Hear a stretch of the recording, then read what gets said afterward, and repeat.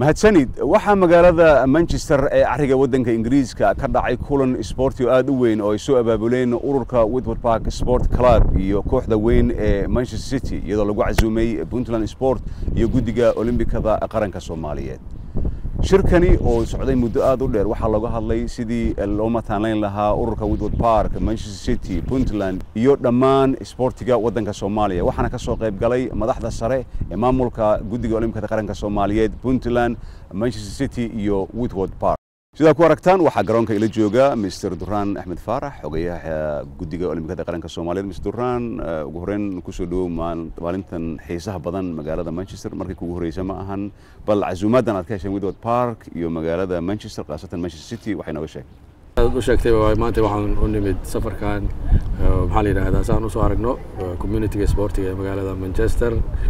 siiba kooxda Woodward Park oo runtii aan isla dhalinyarada Soomaaliyeed oo aad u firfircoon sportiga horumarinka Europe qayb weyn kaga jira iyo sidoo kale sida u leedahay kooxda Manchester City oo hadda ka hor aan wada hadal la yeelanay sidii qayb uga qaadan lahaayeen sportiga horumarinta sportiga Soomaaliyeed sidii loo horumarin lahaa marka run ahaantii safar dheer buu ahaa laakiinse waxaan isleeyahay waxyaabaha laga faa'iidahay waxyaabaha ka soo baxaya aan isleenahay wax weyn u noqon karo Soomaalida ku nool Europe iyo tan ku nool wadankiiba wax qayb weyn ayuu ka qaadan karaa maanta sidoo kale waxa aad u jeeday garoonka waxaan joognaa garoonka kooxda Manchester City oo kula ciyaaraysa koobka FA Cup-ka la yiraahdo kooxda Chelsea marka run ahaantii waxaan isleenahay waa fursad aad u weyn oo maxaa la yiraahdaa aan kala war qaadan doono jaaliyada Soomaaliyeed sida kuwa isboortiga ee magaalada Manchester iyo waxyaabo qaybta ka qaadan karaan waxaan u mahad celinaynaa dhalinyarada Woodward Park oo barnaamijkan soo galiyay inaan maanta halkan nimaadno aniga oo la socday xogayaha Olimbikada Soomaaliyeed Durraan Faarax barnaamijkan halka u nimano lagu casuumay waa barnaamij loogu talagalay sidii loo midayn lahaa bahda isboortiga iyo Manchester oo ay uga qayb qaadan lahayd Manchester City horumarinta isboortiga Soomaaliyeed maadaama aan anigu wakiil ka ahay Puntland Janiskan wuxuu yahay mid aad u muhiim ah sidaad ogtahay Cabdi Naasir kulle ma aha markii ugu horeysay garoonka nimaadno iyo jaaliyada Manchester waxa soo socday wada hadallo badan madaxda qaranka Soomaaliyeed ee isboortiguna waa yimaadeen dhowr jeer naadiga Manchester City waxa ay mar walba ku hanweyn yihiin sidii ay uga qayb qaadan lahaayeen isbedelka iyo horumarka ka socda dalka Soomaaliya marka arrimahaas ay ahaayeen kulli arrimaha ay u yimaadeen adiguna raggii waxaad batay aasaasiyaashii kulli ururkan wax ka qabtay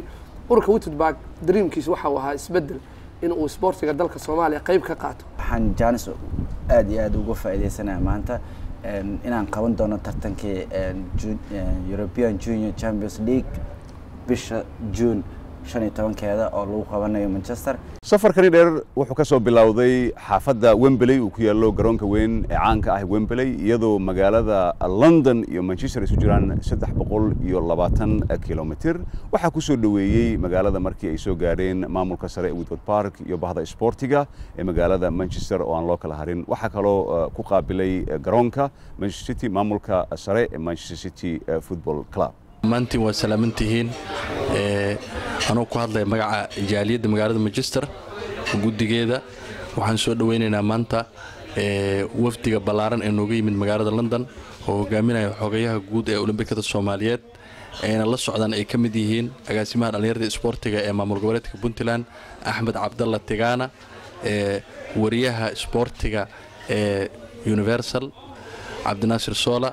كاميرمانكا علي ناجي دمانتين سو دواده كسو دواده مر لباد magaalada Manchester عبد الناصر إسماعيل Universal TV Manchester